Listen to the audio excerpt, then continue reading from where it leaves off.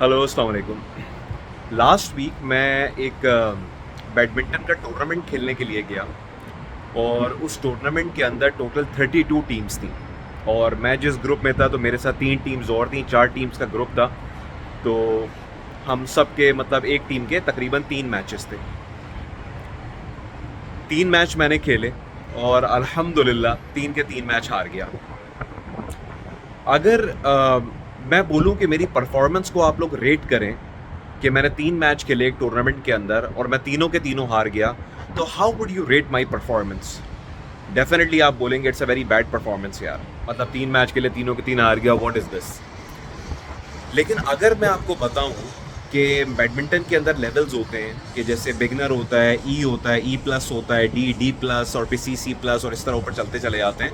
तो मैं D category का प्लेयर हूँ, लेकिन मैं डी प्लस के साथ खेल रहा था, मतलब अपने से ऊपर के लेवल पे खेल रहा था।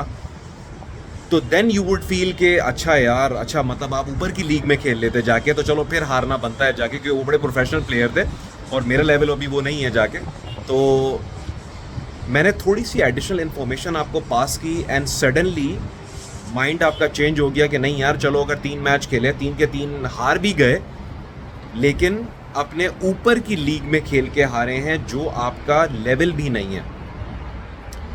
और अगर मैं आपको ये बताऊं कि इससे पहले इस महीने के अंदर ये मेरा दूसरा टूर्नामेंट था जो मैं अपने ऊपर की लीग में खेल रहा था।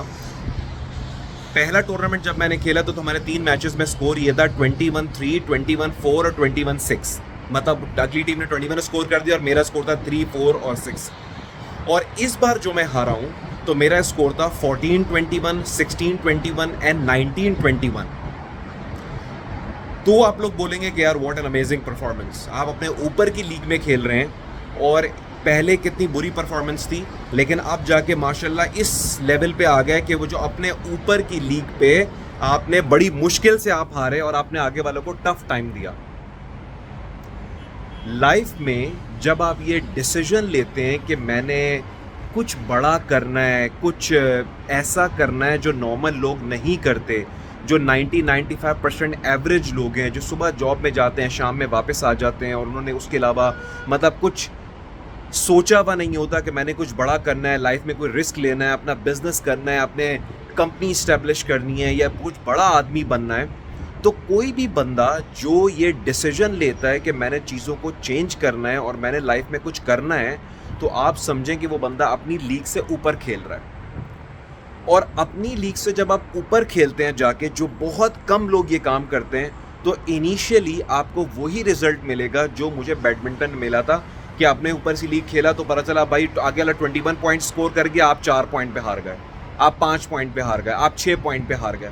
लेकिन जब आप कंटिन्यूसली अपने आप को पुश करते हैं और ऊपर वाली लीग्स में खेलते हैं, तो फिर एक वक्त ऐसा आता है, बहुत जल्दी वो वक्त आता है कि जब आप इतने अल्ट्रा कॉम्पिटिटिव हो जाते हैं, इतने स्मार्ट हो जाते हैं, क्योंकि अपने से ऊपर वाली लीग में जब आप खेल रहे होते हैं तो आप चीज़ों को लर्न कर रहे होते हैं, आपका गेम इंप्रूव हो रहा होता है। Life is also like that. जब आप अपनी ऊपर सी लीग में खेलते हैं ना, तो फिर इनिशियली प्रॉब्लम आती है, लेकिन बाद के बाद जो है ना, आप उस लेवल के कॉम्पिटिटिव बंदे बन चुके होते हैं। ये एक एग्जाम्पल मेरे जहन में आई थी और मैंने कहा आप लोगों के साथ शेयर करूं। हमेशा अपने से ऊपर की लीग में खेलें, और ऊपर की लीग यही है कि ये नहीं है 9 to 5 जो हम लोग जॉब करते हैं और बस वापस आते हैं और शाम में बस टीवी देख लिया और जाके सो गए। नहीं, लाइफ ज़िंदगी में डिसीजंस लेना, मिशन बनाना, ऑब्जेक्टिव सेट करना और उसके ऊपर काम करना, ये कोई नॉर्मल बंदे के बस की बात नहीं है।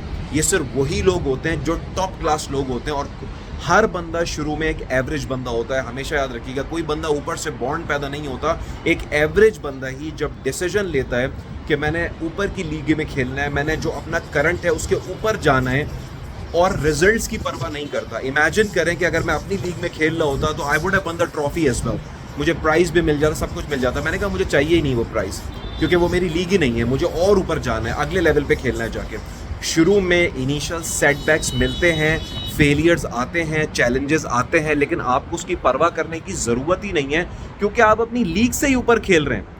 इमेजिन करें अगर मेरा जब पहली बार जब मैंने खेला और मेरा स्कोर 21-4 था, तो मुझे डिसअपॉइंट होना चाहिए, डिसहार्ट होना चाहिए, लेकिन मैं बिल्कुल क्लियर था कि ये भाई मैं ऊपर लेवल पे खेल रहा हूँ जाके। तो अगर आप किसी चैंपियन से हार जाते हैं तो फिर मुझे क्या टेंशन है जाके भाई, मेरा गेम इंप्रूव हुआ, मुझे एक्सपोजर मिला, मुझे एक्सपीरियंस मिला इन लोगों के साथ खेलने का, मुझे रिजल्ट्स की क्या परवाह। लेकिन अगला टूर्नामेंट जब खेला तो उन्हीं चैंपियंस के साथ मेरा स्कोर था 14, 16 और 19, मतलब बिल्कुल मैं जीते जीता हार गया। और इंशाल्लाह एक दो टूर्नामेंट और खेलूंगा तो मेरा लेवल जो है ना वो और अप हो जाएगा जाके। So life is absolutely like that. तो हम लोग जब कोई डिसीजन लेते हैं कुछ करने का और बिजनेस करते हैं या कोई और चीज़ करते हैं और हमें इमीडिएट फेलियर्स आ जाते हैं तो हम लोग फ़ौरन क्या कहते हैं, यार बिजनेस किया था फेल हो गया, या लाइफ में कोई डिसीजन लिया था फेल हो गया, यार जब ही तो कहते हैं नहीं लेना चाहिए। नहीं, रॉन्ग।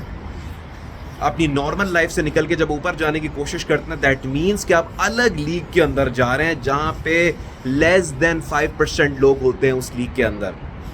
तो अपने आप को लिबर्टी दें फेल होने की, अपने आप को अलाउ करें फेलियर्स के लिए।